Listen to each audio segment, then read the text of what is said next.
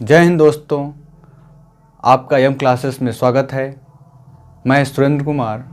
आज हम लोग भौतिक विज्ञान के एसआई संपूरक मूल मात्रक से संबंधित संकेत और उसकी मात्रक को देखेंगे। उसके बाद महत्वपूर्ण जो तथ्य होते हैं जो विभिन्न परीक्षाओं में पूछे जाते हैं, जैसे प्रकाश वर्ष हो, पारसेक हो, न्यूटन हो, जूल हो, इन सभी के मात्रक बताएंगे हम। तो आज का टॉपिक हमारा है एसआई के संपूरक मूल मात्रक। ऐसा है रेडियन, यानी समतल कोण का रेडियन होता है। सीधे सीधे आप समझ जाएंगे, समतल कोण रेडियन। उसके बाद आता है घन कोण। घन कोण यानी सॉलिड एंगल, इसका एसआई मात्रक होता है स्टेरेडियन। इसका एसआई मात्रक स्टेरेडियन है और इसका संकेत है स्मॉल SR। ये दो बच चुके थे क्योंकि मैं इससे पहले आपको मूल मात्रक का वीडियो दे चुका हूँ। उसमें हम लोग लंबाई, द्रव्यमान, ताप, ज्योति तीव्रता, कैंडला और पदार्थ की मात्रा, इन सभी का मात्रक बता चुका हूँ, एसआई मात्रक। आज ये जो बच गए थे दो, समतल कोण और घन कोण, उसका मात्रक हम बताए हैं। समतल कोण का रेडियन है और घन कोण का स्टेरेडियन है। और एसआई मात्रक में एसआई मात्रक के कुछ पुराने मात्रक हैं, जैसे में ताप है, आवृत्ति है, ज्योति तीव्रता है। सबसे पहले हम लोग जैसे ताप को हम लोग सेंटीग्रेड में मापते थे। जैसे कभी भी हम बोलते थे कि सेंटीग्रेड, लेकिन अब इसका जो नया संकेत आया है डिग्री सेल्सियस। संकेत तो यही रहेगा, संकेत तो हमारा यही रहेगा, लेकिन इसको पढ़ने का तरीका यानी डिग्री सेल्सियस कहेंगे। ताप को हम लोग पहले सेंटीग्रेड में बदलते थे, लेकिन अब हम लोग उसको सेल्सियस पढ़ते हैं, यानी सेंटीग्रेड को हम न पढ़कर अब डिग्री सेल्सियस पढ़ते हैं। इसी तरह आवृत्ति कंपन प्रति सेकेंड होता है, यानी आवृत्ति का कंपन प्रति सेकेंड यानी CPS पुराना नाम है। हम लोग आवृत्ति को पहले कंपन प्रति सेकेंड पढ़ते थे। आवृत्ति को हम लोग पहले कंपन प्रति सेकेंड पढ़ते थे, उसे इसका संकेत CPS था। CPS पुराना नाम। अब इसको हम लोग हर्ट्स में नापते हैं या हर्ट्स पढ़ते हैं। HZ नया नाम। इसी तरह ज्योति तीव्रता है। ज्योति तीव्रता को हम लोग कैंडल शक्ति से यानी CP पुराना नाम है, इसे हम लोग कैंडेला यानी CD नया नाम से पढ़ते हैं। ज्योति तीव्रता को कैंडला शक्ति न पढ़कर हम लोग कैंडेला पढ़ते हैं और इसका संकेत स्मॉल CD है।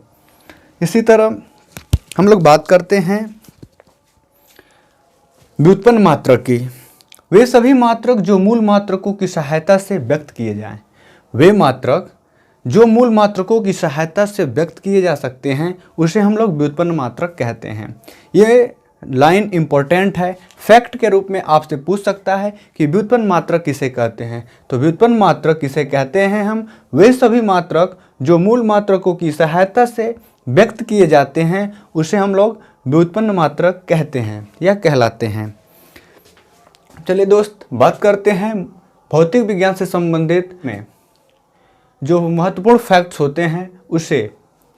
जैसे बहुत लंबी दूरियों को मापने के लिए किसी यंत्र की आवश्यकता होती है, कोई होता है जिसे हम लंबी दूरी को माप सकते हैं।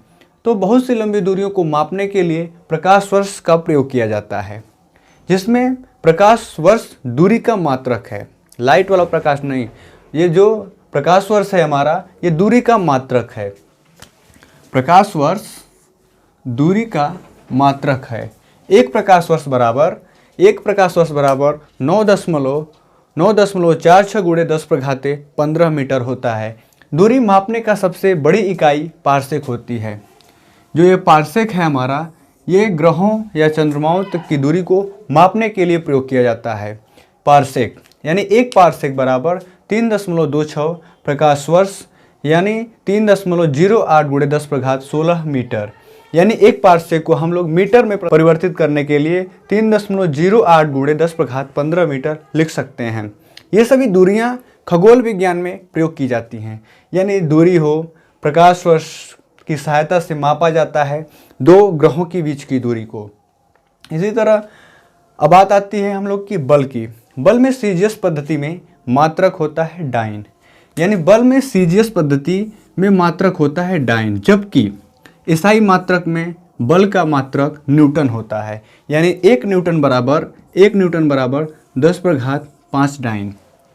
बल में सीजीएस पद्धति में मात्रक होता है डाइन एवं इसका एसआई मात्रक यानी बल का एसआई मात्रक न्यूटन होता है और 1 न्यूटन बराबर 10⁵ डाइन होता है। अब एक इम्पोर्टेंट ये भी है,